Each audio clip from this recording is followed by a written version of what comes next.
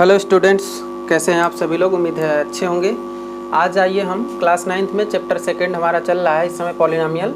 आज हम 2.3 से 2.3 तो कर चुके हैं, 2.4 से पहले कुछ एग्जांपल्स हैं उन्हें करेंगे।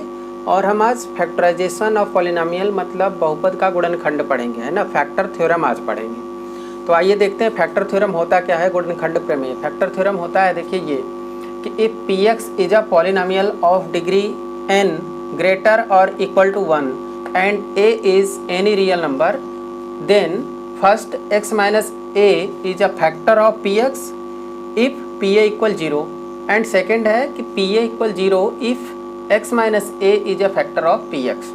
अब जरा आप इसे हिंदी में समझिए। इसका अर्थ है कि यदि px कोई बहुपद हो और उसकी डिग्री कितनी हो, उसकी घात जो हो वो 1 के बराबर या 1 से बड़ी हो। कोई बहुपद है जिसकी घात अधिकतम 1 या 1 से बड़ी है, ठीक है ना। और a is any real number और ये कोई वास्तविक संख्या है, तो x माइनस a एक गुणनखंड होता है उस बहुपद का। x minus a is a factor of px यदि pa का मान 0 आ जाए। जो x माइनस a है तो इसमें a अगर उस पॉलिनोमियल में रख दें तो वहाँ पे अगर pa का मान 0 आ जाए तो हम कहेंगे कि x माइनस a उस दिए गए बहुपद का एक गुणनखंड है। सेकंड होता है कि यदि pa बराबर 0 है, पहले ही अगर pa बराबर 0 है, pa बराबर 0 होगा if x minus a is a factor of px, ठीक है ना। दोनों में अंतर समझ लीजिए कि यदि x minus a is a factor of px, यदि x माइनस a px का फैक्टर है तो pa 0 होगा, और यदि pa 0 है तो x माइनस a उसका फैक्टर होगा, ठीक है ना। दोनों बातें हैं कि अगर x माइनस a फैक्टर होगा तो pa 0 होगा, और pa 0 है तो x माइनस a फैक्टर होगा। क्लियर। आइए अब इसका प्रूफ देखते हैं। Let px be a polynomial of degree n greater equal to 1, ठीक है ना, and a be a real number, है ना। px कोई पॉलिनोमियल है और n की वैल्यू 1 से ज़्यादा है या फिर 1 के बराबर है और a कोई रियल नंबर है। तो हम फर्स्ट इसका प्रूफ करेंगे। फर्स्ट है इफ़ पी ए इक्वल 0, ये हमको दे रखा है ना, देखिए x minus a is a factor of p x if P a equal 0। हम तो करेंगे पी ए इक्वल 0, ये हमें गिवन है, तो हम क्या करेंगे, let q x be the quotient when p x be divided by x minus a. हम मान लिए कि जो हमें पॉलिनोमियल पी एक्स दे रखा है उसको जब हम x माइनस ए से डिवाइड करते हैं, x माइनस ए से डिवाइड करते हैं तो क्यू एक्स हमारा कोसेंट आता है, ठीक है ना, भागफल आता है। जब px को x माइनस ए से लगाते हैं तो हमारा भागफल qx आता है। अब by remainder theorem, remainder theorem से क्या होगा कि यहाँ पे रिमाइंडर हमारा pa हो जाएगा, ठीक है ना, क्योंकि हम x माइनस ए से डिवाइड कर रहे हैं तो हमारा pa क्या आएगा, रिमाइंडर आएगा। तो अब आपको ये पता होगा, ये रूल आपको पता होगा। ये रूल क्या होता है कि dividend equal divisor into quotient plus remainder, है ना, ये होता है। भाज्य बराबर भाजक गुणे भागफल और प्लस शेषफल, ये होता है ना। तो इसको हम लिख लेंगे। अब आइए देखिए इसका क्या होगा। अब लिखेंगे देयरफॉर पी एक्स इक्वल, क्योंकि यहाँ डिविडेंड क्या है, जिस जो हमें भाग लगानी है वो पी एक्स है। डिवाइजर किससे भाग लगानी, एक्स माइनस ए से लगानी। कोसेंट कितना हमने यहाँ पे लेट कर लिया कि ये क्यू एक्स आएगा, और रिमाइंडर हमारा क्या होगा, पी ए होगा। अब आपको यहाँ पे पहले नंबर पे दे रखा है कि x minus a is a factor of p x if P A 0, है ना। तो हम पी ए को 0 पुट कर दिए तो पी एक्स इक्वल आपको क्या दिख रहा है, x माइनस ए इंटू क्यू एक्स, है ना। मतलब पी एक्स को हमने x माइनस ए और क्यू एक्स के रूप में तोड़ दिया। ये एक फैक्टर है, एक फैक्टर है, दो अलग अलग फैक्टर है। तो देयरफॉर, है ना, ये क्या हो गया, P x equal x minus A into Q x. 10 x minus a is a factor of p x, इसलिए हम कह सकते हैं कि x माइनस ए इस पी एक्स का एक फैक्टर है, ठीक है ना। कब, जब हमारा पी ए 0 था, यहाँ पे पी ए 0 हो गया, ठीक है।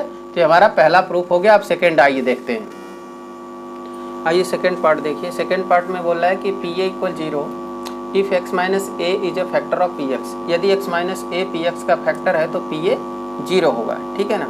तो हम करेंगे कि if x minus a is a factor of p x, यदि एक्स माइनस ए, है ना, पी एक्स का एक गुणनखंड है, ये हमें दे रखा है कि ये गुणनखंड है तो पी ए 0 होगा। तो हमने लिख लिया कि ये गुणनखंड है। तो गुणनखंड है तो इसका मतलब क्या होगा कि p x divided by x minus a, इसको एक्स माइनस ए से डिवाइड कर रहे होंगे। तो जब डिवाइड करेंगे, फैक्टर है तो डिवाइड करने पे क्या होगा, रिमाइंडर 0 होगा।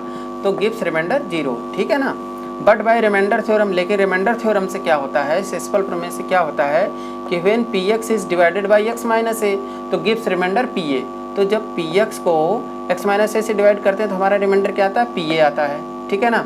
तो फ्रॉम 1 एंड 2, अब 1 और 2 से जब कंपेयर करेंगे आप तो क्या मिलेगा, रिमाइंडर pa इक्वल 0, क्योंकि यहाँ पे ये फैक्टर है तो डिवाइड करेंगे तो रिमाइंडर 0 आएगा। रिमाइंडर थ्योरम के थ्रू क्या होता है कि जब px को x माइनस ए से डिवाइड करते हैं तो रिमाइंडर pa आता है। तो हम तो दोनों पॉलिनोमियल px ही है, यहाँ x माइनस ए से डिवाइड कर रहे हैं तो रिमाइंडर 0 आ रहा है, और यहाँ पे जब डिवाइड कर रहे हैं x माइनस ए से तो रिमाइंडर pa आ रहा है। तो इसका मतलब pa बराबर ये भी pa, ये भी pa, ये भी रिमाइंडर, ये भी रिमाइंडर, तो pa इक्वल क्या हो गया, 0 हो गया। तो इस तरह से हमारा ये हेंस प्रूव्ड है ना, हेंस प्रूव्ड, तो ये हमारा सिद्ध हो गया, ठीक है।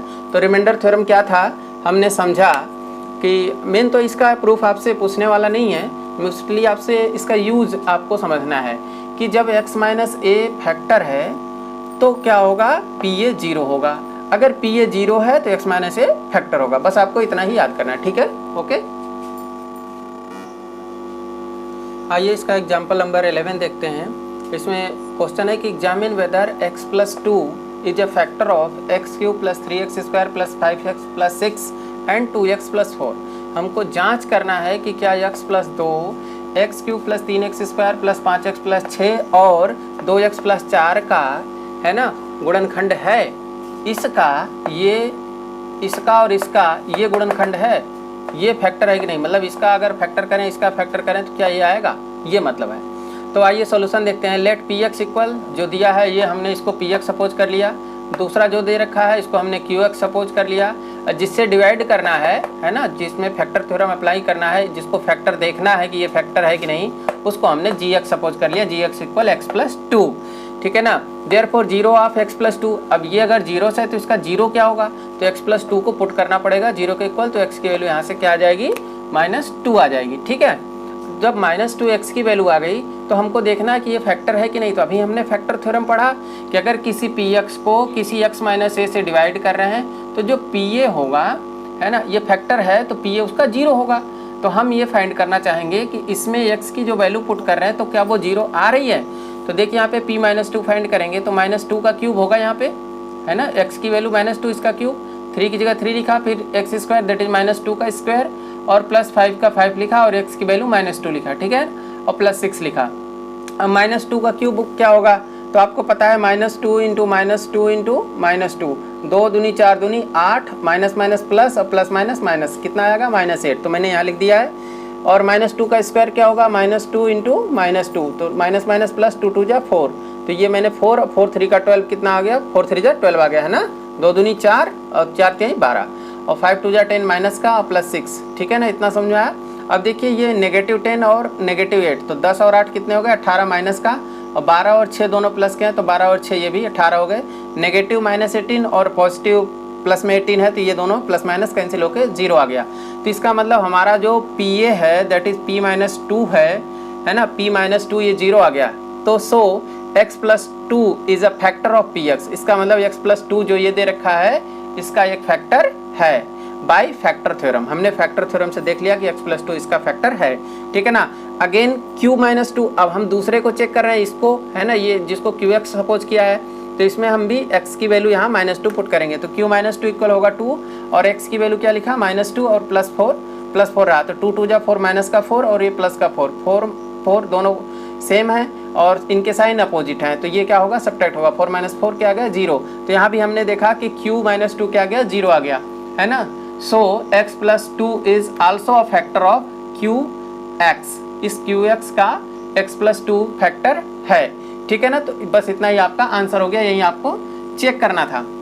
आपको एक चीज़ और बता दूं कि जो ये आपका है ना, ये qx 2x प्लस 4 है, तो इसमें अगर आप फैक्टर थ्योरम ना भी अप्लाई करें, यहाँ तो आपको फैक्टर थ्योरम बोला जा रहा है तो इसलिए आपका आंसर यही फाइनल हो गया, बट अगर फैक्टर थ्योरम का नाम नहीं लिया जाए तो आप इसको क्या कर सकते हैं, कॉमन लेके भी इसका फैक्टर कर सकते हैं। देखिए in fact we can check this without applying the factor theorem, factor theorem बिना अप्लाई किए चेक कर सकते हैं कि qx इक्वल इसको क्या लिख सकते हैं, इसको लिख सकते हैं 2x प्लस 4 है, तो आप इसको 2x लिखिए और 4 को क्या लिखिए, 2 × 2 लिखिए, तो आपको दिख रहा होगा कि 2 दोनों में कॉमन है, तो हमने 2 कॉमन लिया, तो तो यहाँ पे बचा x ये रहा और यहाँ बचा 2, तो ये प्लस का 2, तो ये आपका आ गया 2 × x+2। तो इसका फैक्टर है कि नहीं x+2? देखिए एक फैक्टर 2 है, दूसरा x+2 है, तो हमको यही दिखाना था कि क्या इसका x+2 फैक्टर है। तो हाँ भाई है, देखिए यहाँ पे आपको दिख रहा है, by factorisation of taking common लेकर के इस तरह से हम फैक्टर कर लेते हैं, ये भी एक प्रोसेस है। ठीक है, आइए क्वेश्चन इसका एग्जाम्पल नंबर 12 देखते हैं। इसमें है कि find the value of k if x-1 is a factor of 4x³ + 3x² - 4x + k। हमको बताना है कि k का मान क्या होगा जब x-1 यह गुणनखंड है इस बहुपद का, ठीक है ना। 4x³ + 3x² - 4x + k का एक गुणनखंड x-1 है, तो फिर k का मान क्या है, ठीक है ना। तो इसको सॉल्व करेंगे। देखिए solution, as we have given that x-1 is a factor of px। हमें दिया है कि x-1 px का, ये px है, px का ये गुणनखंड है ना, ये px है 4x³ 3x² - 4x + k, px की ये वैल्यू है, ठीक है ना। तो इसका ये गुणनखंड है, तो आपको पता है कि यदि ये इसका एक फैक्टर है तो pa क्या होगा, 0 होगा, ठीक है ना। तो लिखेंगे by factor theorem x-1 is a factor, so pa = 0, मतलब जिससे डिवाइड कर रहे हैं वो 0 होगा, तो x-1 = 0, तो x की वैल्यू 1 आ जाएगी। तो हमने तो ये पढ़ा है ना x - a है ना, तो x - a से डिवाइड करते हैं तो हम pa फाइंड करते हैं। तो यहाँ पे a की वैल्यू मतलब x की जो मान आता है इसको 0 पुट करते हैं, x की वैल्यू a आती है, तो x का मान जो होता है उसी को पुट करते हैं, तो x का मान आपका 1 आया, तो a का मान यहाँ पे 1 हो गया ना। तो अब आप pa फाइंड करेंगे, तो pa का मतलब 1 है, तो p1 फाइंड करेंगे। तो कैसे करेंगे, x के प्लेस पे 1 पुट करेंगे, p1 इक्वल होगा 4 लिखा, 1 यहाँ लिखा, x का मान यहाँ पे 1 आया ना, तो वो हो गया क्या 1, इसका क्यूब है, क्यूब लगा दीजिए, प्लस 3 और x² है तो 1 का स्क्वायर कर लीजिए, और -4 और x की वैल्यू 1 और प्लस के, तो प्लस के इक्वल टू 0, क्योंकि ये 0 होना चाहिए, pa 0 होना चाहिए, है ना। तो ये हम pa ही निकाल रहे हैं, ये 0 के इक्वल पुट कर लिया। अब 1 का क्यूब आपको पता है 3 टाइम्स करिए चाहे 30 टाइम्स करिए 1 ही आएगा, इसलिए हमने यहाँ पे 4 1 लिख लिया। 3 का 3 का 1 का स्क्वायर भी 1 ही होगा, -4 × 1 है, 4 × 1 + k। अब देखिए यहाँ पे 4 1 जा 4 हो गया, 3 1 जा 3 हो गया, 4 1 जा 4 हो गया, फिर प्लस के, तो -4 + 4 ये कैंसिल हो गए, है ना। तो बचा क्या 3 + k, 3 + k = 0। तो यहाँ से k की वैल्यू क्या आ गई, -3, इधर जाएगा तो -3 हो जाएगा, इसका साइन चेंज हो जाएगा, तो k की वैल्यू क्या आ गई, -3 आ गई, ठीक है ना। तो यहाँ पे जब k की वैल्यू -3 होगी और हम x-1 से डिवाइड करेंगे तो हमारा रिमाइंडर वो 0 आएगा, और रिमाइंडर 0 आएगा तो इसका मतलब क्या हो जाएगा, x-1 फैक्टर है। और इसने पहले से बोल दिया कि x-1 फैक्टर है, तो जब हमने इसको डिवाइड किया तो हमारा k का वैल्यू निकला, k की वैल्यू क्या आ गई, -3, ठीक है ना। तो यही हमारा फाइनल आंसर हो जाएगा, राइट। आइए एग्जाम्पल नंबर 13 देखते हैं। एग्जाम्पल नंबर 13 है factorise 6x² + 17x + 5 by splitting the middle term and by using the factor theorem. हमको 6x² + 17x + 5 को इसके मध्य पद को 2 भागों में बांट के गुणनखंड करना है, और फिर हमें फैक्टर थ्योरम मतलब जो गुणनखंड प्रमेय है उसका प्रयोग करके इसका फैक्टर करना है 2 मेथड से। तो पहले हम लिखेंगे by splitting the middle term, है ना, मध्य पद को 2 भागों में बांट करके। तो इसके लिए क्या करना होगा, if we can find 2 numbers p and q such that p + q = 17 and pq = 30। मतलब हमें क्या करना है कि 2 ऐसे नंबर फाइंड करने हैं जिनका मल्टीप्लाई करें, तो वो नंबर ऐसे होने चाहिए कि उनका मल्टीप्लाई करें तो जो 6 और 5 का मल्टीप्लाई करने पे आ रहा है वहीं आए। 6 5 जा 30 आ रहा है ना, तो p और q ऐसे होने चाहिए कि उनका भी मल्टीप्लाई करें तो 30 आए। और दूसरी चीज़ कि अगर उनको ऐड करें, p + q को ऐड करें तो ये बीच वाला हमारा 17 आ जाए, ठीक है ना। ये हमें करना है। तो आपको ये करना है सिंपली कि ये जो x² का कोफिशिएंट है 6 और जो कांस्टेंट टर्म है उनका पहले मल्टीप्लाई कर लीजिए। तो 6 और 5 का मल्टीप्लाई कितना आ जाएगा, 30 आ जाएगा, ठीक है ना। अब 30 का हमें क्या करना है, फैक्टर देखना है कि 30 के कौन कौन से फैक्टर होंगे। तो 30 का एक फैक्टर तो होगा 30 1 जा 30 और 3 10 जा 30, है ना। और क्या होगा 6 5 जा 30 और क्या होगा 15 2 जा 30, होगा कि नहीं होगा। तो आप देखिए 30 में 1 जोड़ने पे 31 हो रहा है, 10 में 3 जोड़ने पे 13 हो रहा है, 6 में 5 जोड़ने पे 11 हो रहा है, 15 में जो 2 जोड़ दें तो 17 हो जा रहा है। तो ये आपके काम की चीज़ है। तो इसलिए हमारे जो p और q हो गए वो क्या हो गए 15 और q क्या हो गया 2। तो p + q, अब 15 दूनी 30, pq क्या आ रहा है 30 ही आ रहा है। और p प्लस क्यू को ऐड करें तो 17 भी आ रहा है। तो हमारा यही फैक्टर चूज करना है, इसी को बोलते हैं क्या, स्प्लिटिंग मेथड, है ना, कि हमको स्प्लिट करना है, 17 को स्प्लिट करना है 15 प्लस 2 से। तो then we can get the factor of p x. अगर हमको ये p प्लस क्यू मिल जाए और पी क्यू मिल जाए तो हम जो हमारा पी एक्स पॉलिनॉमियल है उसका फैक्टर मिल जाएगा। We take 15 and 2 of the pair of factors of 30 के फैक्टर में से हम 15 और 2 को लेंगे, because it will give us p plus Q equal 17, है ना, क्योंकि यही दोनों से हमें 17 मिलेगा। अब क्या करेंगे, सो 6x² प्लस 17x प्लस 5 को लिखेंगे, 6x² के नीचे 6x² लिखिएगा, प्लस के नीचे प्लस। अब 17 का आपको चेंज करना है, तो ये जो पी क्यू आपने यहाँ पे फाइंड किया 15 और 2, तो यहाँ पे लिख देंगे आप 2 प्लस 15 लिख दीजिए, 15 प्लस 2 कोई दिक्कत नहीं, आएगा 17 ही। और x की प्लेस पे x लिखेंगे, ठीक है ना, और प्लस 5, ठीक है। तो अगली लाइन में क्या होगा, 6x² का मतलब 2 इंटू 3 कर लीजिए, x² को x into x plus 2x को क्या लिखेंगे 2 इंटू एक्स प्लस 15 को आप ब्रेक करिए 3 into 5 into x, 3 5 15 into x, 5 को 5 इंटू 1। अब आगे देखिए आपको दिख रहा होगा यहाँ पे 2 है ना, और ये x, तो 2x कॉमन लिया, यहाँ भी आपको 2 और x कॉमन दिख रहा है। तो जब 2x कॉमन लिया तो यहाँ क्या बचा, 3 बचा और x बचा, तो ये आपने 3x लिखा, प्लस इसमें कुछ भी नहीं है तो इसमें 1 बचेगा, ठीक है। यहाँ पे देखिए, यहाँ पे आपको 5 दिख रहा होगा, यहाँ भी 5, तो अब 3 और x बचेगा ब्रैकेट के अंदर, 5 कॉमन लिया तो 3 और x बचा 3x, और प्लस यहाँ पे क्या बचा 1 बचा, तो 3x प्लस 1, ठीक है ना। तो 3x प्लस 1 3x प्लस 1, अब दोनों टर्म में क्या है, कॉमन है, तो 3x प्लस 1 लिया, तो यहाँ पे क्या आएगा 2x प्लस 5, है ना। तो इस तरह से हमारा इसका फैक्टर हो जाएगा, राइट। अब दूसरे मेथड से आइए देखते हैं।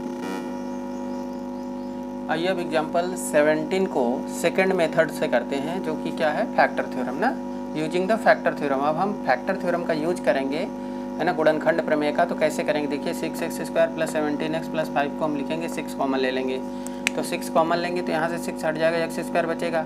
अब कॉमन आपने लिया तो यहाँ 6 का डिवाइड करना पड़ेगा, क्योंकि जब आप मल्टीप्लाई करोगे तो 6 से 6 कट जाएगा और 17x आ जाएगा, तो इसलिए नीचे से 6 आ गया, प्लस अब यहाँ 5 है तो 5/6 आएगा, क्योंकि 6 का जब आप कॉमन लिए हो तो मल्टीप्लाई करने पे 6 से 6 कैंसिल हो जाएगा, तो आपका 5/6 आ जाएगा, ठीक है ना। तो इस तरह से हमने लिखा। अब इसको क्या लिखेंगे, 6 लिख देंगे, और ये हमारा क्या हो गया, px हो गया, 6px, ठीक है ना। अब let if a and b are the zero of px। अब हम मानते हैं कि अगर a और b इसी पॉलिनॉमियल के जीरो हैं, मतलब शून्यक हैं, तो क्या होगा, then 6x² plus 17x plus 5 equal 6। अगर a शून्यक है, a जीरो से है तो x माइनस a फैक्टर होगा, b अगर जीरो से है तो x माइनस b उसका फैक्टर होगा। तो हमने क्या लिखा, इसीलिए 6 की जगह 6 लिखा। और इसका अगर एक शून्यक a और b है तो पहला फैक्टर इसका x माइनस a हो गया, दूसरा फैक्टर x माइनस b हो गया, ठीक है ना। इतना लिख लेंगे इसी के इक्वल। अब क्या करेंगे, सो ए बी इक्वल, अब ए बी की वैल्यू क्या होगी, देखिए यही तो है ये बी, है ना, क्योंकि यहाँ पे क्या है 1 है, तो 1 और इसका मल्टीप्लाई 5/6 आएगा, तो इनका मल्टीप्लिकेशन ए बी होगा, तो ए बी क्या हो गया 5/6। तो let us look at some possibilities for a and b, they could be. अब ए बी के गुणनखंड क्या क्या हो सकते हैं, देखिए उसमें से प्लस माइनस 1/2 लिख सकते हैं, प्लस माइनस 1/3 लिख सकते हैं, प्लस माइनस 5/3, प्लस माइनस 5/2, ऐसे हम जो भी जिससे मल्टीप्लाई करने पे इतना आ जाए उनमें से कोई किसी को भी ये ले सकते हैं, ठीक है ना। अब आगे क्या करेंगे कि इनको चेक करेंगे, है ना, कि अगर ये प्लस 1/2 या माइनस 1/2 है ना, अगर उसका फैक्टर होगा तो उसके लिए क्या होगा, ये जीरो होगा, है ना, पॉलिनॉमियल जीरो होगा। तो आइए चेक करते हैं, देखिए p हाफ को चेक कर रहा हूँ, p 1/2 को प्लस 1/2 को, तो आप यहाँ लिखेंगे 1/2 का स्क्वायर प्लस 17/6 और x का मान 1/2 और फिर प्लस 5/6, तो 1/2 का स्क्वायर 1/4 प्लस 17 का 17, 6 दूनी 12, 17/12 प्लस 5/6, है ना। अब इसको जोड़ेंगे तो कभी जीरो आएगा, नहीं आएगा, इसीलिए मैंने सीधे लिख दिया कि is not equal to zero, ये जीरो के इक्वल नहीं है। बट p माइनस 1/3, अब माइनस 1/3 को चेक करता हूँ, तो p माइनस 1/3 का मतलब यही माइनस 1/3 का स्क्वायर होगा प्लस 17/6 तो रहेगा ही, 1/2 की जगह हमने क्या पुट किया माइनस 1/3, है ना, इसी में, और प्लस 5/6। अब देखिए p माइनस 1/3 बराबर, अब इसका स्क्वायर करेंगे तो 1 इकाई 1, 3 तिहाई 9, और माइनस है तो माइनस माइनस प्लस हो गया, और ये प्लस माइनस है तो माइनस होगा, 17 इकाई 17 और 6 तिया 18 और प्लस 5/6, ठीक है। आगे देखिए, अब इन दोनों तीनों का हम एलसीएम 18 ले लेते हैं, तो 9 दूनी 18, 2 आया, 2 का 1 में गुणा 2, 18 का 18, 1 का 17 में गुणा 17 प्लस 6 3 18, 3 का गुणा 5 में 15। तो अब ये +15 और +2 जुड़ के +17 और ये -17 बटे 18। 17 में 17 गया 0, 0 बटे 18, तो क्या आ गया 0 आ गया, है ना। सो x + 1/3 is a factor of p x. तो अब -1/3 के लिए जब 0 आ गया ये पी एक्स का मान, तो इसका मतलब क्या हो गया कि x प्लस, यहाँ माइनस है तो प्लस लेंगे, अगर यहाँ प्लस होता तो माइनस लेते। जैसे p 1/3 चेक करते 0 आ जाता तो हम यहाँ पे क्या लिखते हैं x - 1/3। चूँकि -1/3 के लिए 0 आया है इसलिए इसका साइन चेंज करके x + 1/3 लिखेंगे। अब हमारा क्या हुआ यहाँ पे कि x + 1/3 इसका फैक्टर हो गया। ठीक है, अब दूसरे के लिए चेक करते हैं। आगे देखिए, similar using the factor theorem हमने आगे किया, तो आगे हमने पाया कि x + 1/3 फैक्टर था। अब आगे देखिए, similarly by trial we can find that p - 5/2। अब हम उसको ट्राई करते रहेंगे, है ना। हमारा जो ढेर सारे उसके थे ना फैक्टर, +-1/2, +-1/3, +-5/3, +-5/2, तो उन सब में हम चेक करेंगे, है ना, ट्रायल मेथड से कि कौन सा 0 आ रहा है। तो जब ट्रायल करते जाएंगे तो -5/2 को देखेंगे, तो इसका भी देखिए -5/2 का स्क्वायर +17/6 इंटू -5/2 + 5/6। तो 5 × 5 = 25, 2 दूनी 4 ये हो जाएगा, माइनस प्लस हो गया, 17 × 5 = 85, 6 दूनी 12 हो गया, प्लस 5/6 हो गया, 4, 12 और 6 का एलसीएम 12 आएगा, 4 × 3 = 12, 3 से 25 × 75, 12 × 12, 85 × 85, 6 दूनी 12, 5 दूनी 10, अब 75 और 10 जोड़ेंगे 85 आएगा, और -85/12। तो 85 में से 85 जब घटेगा तो 0, 0 में 12 के भाग लगाएंगे तो क्या आ जाएगा 0 ही आ जाएगा, ठीक है ना। 12 के भाग लगाने पे 0 आ जाएगा, तो p - 5/2 0 आ गया। सो x + 5/2, ये जो x + 5/2 है, माइनस है ना तो इसलिए प्लस लेंगे, x + 5/2 is also a factor of px। तो ये भी px का फैक्टर हो जाएगा। इसके पहले क्या चेक किया था 1/3, तो वो भी हमारा फैक्टर था। तो लिखेंगे therefore 6x² + 17x + 5 = 6x + a और x + b। तो यहाँ पे क्या आएगा 6x² + 17x + 5 = 6, और यहाँ पे x + a की जगह हमने क्या फाइंड कर लिया, x + 3 फाइंड कर लिया, उसको लिखा। और दूसरे में हमने क्या फाइंड किया, x + 5। तो दूसरा क्या हो जाएगा x + 5/2, ठीक है ना। तो अब इसको सॉल्व करेंगे, 3x + 1/3 और यहाँ होगा 2x + 5/2, ठीक है ना। तो 6 का 6 लिखा, 3x + 1, 2x + 5, 3 × 2 = 6। अब 6 से 6 कैंसिल हो जाएगा, तो इसका जो फैक्टर आएगा वो क्या आएगा 3x + 1 एंड 2x + 5, ठीक है ना। आप इसको ऐसे भी लिख सकते हैं, कोई दिक्कत नहीं है। 2x + 5 कर दीजिए पहले और 3x + 1 कर दीजिए, ठीक है ना, दोनों ही सही है, ठीक है ना। तो ये आपका फाइनल आंसर आएगा। तो इस एग्जाम्पल नंबर 13 को हमने क्या देखा कि इसको हमने स्प्लिटिंग मेथड से भी किया और इसको फिर फैक्टर थ्योरम से भी किया, लेकिन आपको देखने में ज़्यादा आसान जो लगा होगा वो स्प्लिटिंग मेथड लगा होगा इन कंपेरिजन फैक्टर थ्योरम के, बट दोनों ही ठीक है, आसान है, सीखना तो आपको सभी है, ठीक है। अब आइए अगला एग्जाम्पल नंबर 14 देखते हैं, ठीक है। आइए एग्जाम्पल नंबर 14 देखते हैं। उदाहरण 14 में बोल रहा है कि factorise y² - 5y + 6 using the factor theorem. y² - 5y + 6 का गुणनखंड करना है, लेकिन फैक्टर थ्योरम का यूज करके, गुणनखंड प्रमेय का यूज करके। तो हम इसका सोल्यूशन करेंगे। लेट py = y² - 5y + 6, इसको py मान लिया, y में इसलिए py माना, x में होता तो px मानते, right. Now if py equal, अब हम मान लें कि py बराबर y - a और y - b ही फैक्टर है। इस तरह से हमने मान लिया कि ये भी कोई नंबर है जिसके लिए इसके जीरोस हैं। अगर वो जीरोस होंगे तो y - a और y - b क्या होगा, इसका फैक्टर होगा, ठीक है ना। We know that the constant term will be a b. तो कांस्टेंट टर्म क्या होगा, इसका मल्टीप्लाई करने पे ए बी आएगा और ये भी क्या होगा 6 होगा, है ना। तो so a b = 6। So look for the factors of p y. अब पी वाई के फैक्टर की बात करते हैं। We look at the factor of 6। अगर पी वाई का फैक्टर करना है तो हम 6 का फैक्टर देखेंगे, और 6 के फैक्टर क्या क्या हो सकते हैं, 1 2 3 हो सकता है, ठीक है ना। तो अब हम चेक करेंगे नाउ P2 के लिए चेक करेंगे। तो यहाँ y² दैट इज 2² -5 y की वैल्यू 2 पुट किया और +6 दैट इज +6, ठीक है ना। तो 2 2 = 4 हो गया, 5 2 = 10, 5 दूनी 10 हो गया, और 6 का 6 हो गया, 6 और 4 प्लस में है तो 6 4 10 होगा, और ये -10, तो 10 और 10 माइनस प्लस है तो आपस में कैंसिल होकर 0 आ जाएगा। तो Py की वैल्यू P2 की वैल्यू कितनी आ गई, 0 आ गई। तो जब P2 0 आ गया तो इसका मतलब 2 इसका जीरोस है, और 2 जीरोस है, therefore y - 2 is a factor of Py। तो इसलिए y - 2 इसका एक फैक्टर होगा। आल्सो P3 के लिए चेक करते हैं। 3² हो जाएगा, यहाँ पे -5 × 3 हो जाएगा y की जगह, है ना, 3 हो जाएगा ना ये, और +6, तो 3 3 = 9 होगा, 5 3 = 15 होगा, और 6 का 6 होगा। 6 और 9 प्लस में है तो 6 और 9 जोड़ेंगे 15, और माइनस का 15, तो 15 और 15 कैंसिल होके P3 क्या आ गया हमारा, 0 आ गया। तो इसका मतलब क्या हो गया, सो y माइनस 3, अब 3 जीरो से इसका मतलब y माइनस 3 फैक्टर होगा, so y minus 3 also a factor of p y, तो y माइनस 3 भी पी वाई का ये गुणनखंड होगा। और ये गुणनखंड क्या था, यहाँ भी निकाला था y माइनस 2, तो 2 गुणनखंड आ गए, तो लिखेंगे therefore y square minus 5y plus 6 equal y minus 2 और y माइनस 3, ठीक है ना। तो ये हमारा फैक्टर आ गया बाई फैक्टर थ्योरम। अगर आपको इसने ये नहीं कहा होता कि यूजिंग फैक्टर थ्योरम ओनली बोलता फैक्टराइज दिस, तो आप यहाँ पे मिडिल टर्म को स्प्लिट करके भी कर सकते थे इस तरह से, है ना, बाई स्प्लिटिंग मेथड। आप देख लीजिए by splitting method. Splitting method में आपको यही लिखना था सिर्फ वाई स्क्वायर माइनस 5y है ना, और प्लस का 6। तो अब 6 का फैक्टर करिए, कैसे करेंगे, तो 2 3 6 होगा ना, और 2 पहले 6 और इसका मल्टीप्लाई होता है, इसके जो स्क्वायर वाला टर्म है वाई स्क्वायर का कोफिशिएंट और कांस्टेंट 6 का 6।